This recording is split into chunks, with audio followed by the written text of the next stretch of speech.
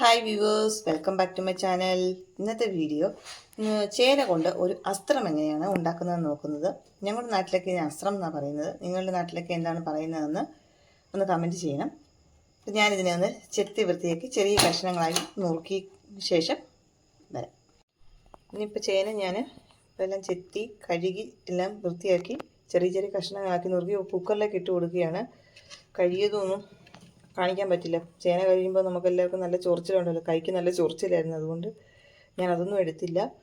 ഇപ്പോൾ ചെറിയ ചെറിയ കഷ്ണങ്ങളാക്കി നുറുക്കി കുക്കറിലേക്ക് ഇട്ട് കൊടുത്തു. ഇനി ഇതിലേക്ക് കുറച്ച് വെള്ളം ഒഴിച്ചു കൊടുക്കും. ഇനി ഞാൻ ചെയ്യാൻ പോകുന്നത് ഇതിലേക്ക് കുറച്ച് മഞ്ഞൾപ്പൊടി ഒരു അര സ്പൂൺ ഇട്ടാൽ മതി. ഇട്ടു. കുറച്ച് ഉപ്പിൻ്റെ പൊടിയും കൂടി ചേർത്ത് കുക്കറിൽ തീ കുറച്ച് വെച്ച് ഒരു 2-3 വിസിൽ വരുന്നിടം വരെ നമുക്ക് വെയിറ്റ് ചെയ്യും. അപ്പോൾ നല്ലപോലെ വെന്ത ശേഷം നമുക്ക് അരപ്പ് തയ്യാറാക്കി. കുക്കറിൽ ഇത് വേവുന്ന സമയം കൊണ്ട് നമുക്ക് തേങ്ങ തിരുമ്മി വെക്കാം. തേങ്ങ തിരുമ്മി അതിൻ്റെ അരപ്പ് കൂടെ ചതച്ച് വെച്ച് വെന്ത ഉടനെ നമുക്കത് ചേർത്ത് കൊടുക്കാം. അപ്പോൾ കഞ്ഞിയുടെയൊക്കെ കൂടെ കഴിക്കാൻ നല്ലൊരു ടേസ്റ്റുള്ള സാധനമാണ്. ഗ്യാസ് ഓൺ ചെയ്ത് ഇപ്പോൾ കുക്കർ തീ കുറച്ച് വെച്ചിട്ടുണ്ട്.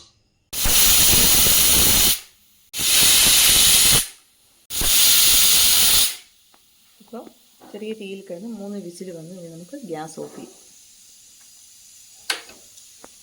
ഇനി ഞാൻ നമ്മുടെ അസ്ത്രത്തിന് വേണ്ട അരിപ്പ് തയ്യാറാക്കാൻ പോവുകയാണ്. അതിനായി മിക്സിയുടെ ജാറിലേക്ക് 3 ചുവന്നുള്ളി എടുത്തു, കുറച്ച് ജീരകം ഇട്ട് കൊടുത്തു, കുറച്ച് മുളക് പൊടി കൂടി ഇത് അരപ്പിലേക്ക് ചേർത്ത് കൊടുക്കുകയാണ്. അല്ല കുക്കറിൽ ഉപ്പ് മഞ്ഞൾപ്പൊടി ഇട്ട സമയത്ത് വേണമെങ്കിൽ അതിന് നമുക്ക് ചേർത്ത് കൊടുക്കാം. ഞാനിപ്പോൾ അരപ്പിൻ്റെ കൂടെ ചേർത്ത് കൊടുക്കുന്നത്.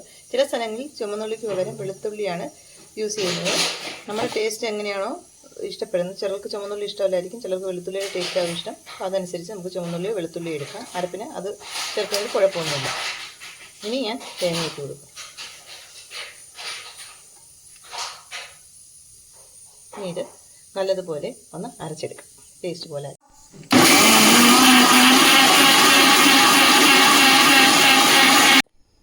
ഇപ്പം നമ്മുടെ ചേനയെല്ലാം നല്ലതുപോലെ വെന്തിട്ടുണ്ട്. ഇപ്പം ഞാൻ ഗ്യാസ് ഓണാക്കി ഇനി അതിലേക്ക് നമ്മുടെ അരപ്പ് ചേർത്ത് കൊടുക്കും. മിക്സിയുടെ ജാറിലുള്ളതും കൂടെ കുറച്ച് വെള്ളം ചേർത്ത് ഇതിലേക്ക് ഒഴിച്ചു കൊടുക്കാം. ഇനി ഇത് നല്ലതുപോലെ ഒന്ന് തിളച്ച് വരട്ടെ. അപ്പോഴത്തേക്ക് മിക്സിയുടെ ജാറോടെ കഴുകിയ വെള്ളം കൂടെ ഇത് ചേർത്ത് കൊടുക്കാം. അതായത് അസ്ത്രം നല്ലപോലെ തിളച്ച് വരുന്നുണ്ട്. അപ്പോൾ ഈ തിളച്ച് വരുന്ന സമയത്ത് കുറച്ച് മോര് കൂടി ഒഴിച്ചു കൊടുത്താൽ വളരെ നല്ലതായിരിക്കും. ആവി വന്നുകൊണ്ട് ക്യാമറ ബ്ലറായിട്ട് കുറച്ചുകൂടെ ഹൈറ്റ് പിടിക്കും. ഇപ്പം ഞാനിപ്പോൾ തൈര് ചേർക്കുന്നില്ല, കാരണം മോര് ഒഴിച്ചു കൊടുക്കാൻ തൈര് പിടിച്ച് നോക്കിയപ്പോൾ ഇല്ല. അതുകൊണ്ട് ഞാൻ ചേർക്കുന്നില്ല. നിങ്ങൾ ഉണ്ടാക്കി നോക്കുമ്പോൾ ചേർത്ത് കൊടുത്തുക. ഇനി ഇതിന് ശേഷം ഇതിൻ്റെ പുറത്ത് നമ്മളൊന്ന് താളിച്ചിട്ട് കൊടുത്താൽ മതി. അതിനുശേഷം നമുക്ക് കഞ്ഞിയുടെ കൂടെയൊക്കെ നല്ല രുചികരമായി കഴിക്കാവുന്നതാണ്. അപ്പം ഇനി താളിപ്പ് റെഡിയാക്കാൻ പോവുകയാണ്. കടായി അടുപ്പത്ത് വെച്ച് എണ്ണ ചൂടായി വരുന്നുണ്ട്. ഇതിലേക്ക് കടുക് ഇട്ട് കൊടുക്കാം. കടുക് പൊട്ടുന്നു.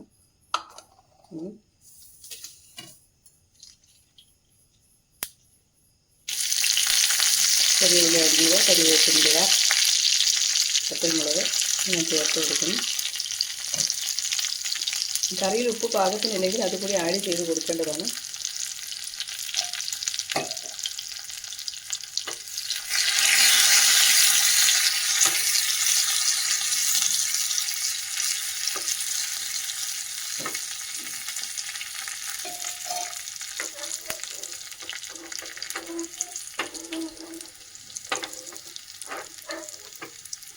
ഇനി ഗ്യാസ് ഓഫ് ചെയ്യുക. ഗ്യാസ് ഓഫ് ചെയ്ത ശേഷം കറി അസ്ത്രത്തിലേക്ക് ചേർത്ത് കൊടുക്കുക. അതായത് അസ്ത്രം റെഡിയായി. കൂടെ കഞ്ഞിയുണ്ട്, പൊടിയരിക്കഞ്ഞിയാണ്. അപ്പോൾ ഇത്രയേ ഉള്ളൂ ഇന്നത്തെ വീഡിയോ. ഇഷ്ടമായാൽ ലൈക്ക് ചെയ്യുക, ഷെയർ ചെയ്യുക, കമൻറ്റ് ചെയ്യുക. അത്രയേ ഉള്ളൂ. Thanks for watching.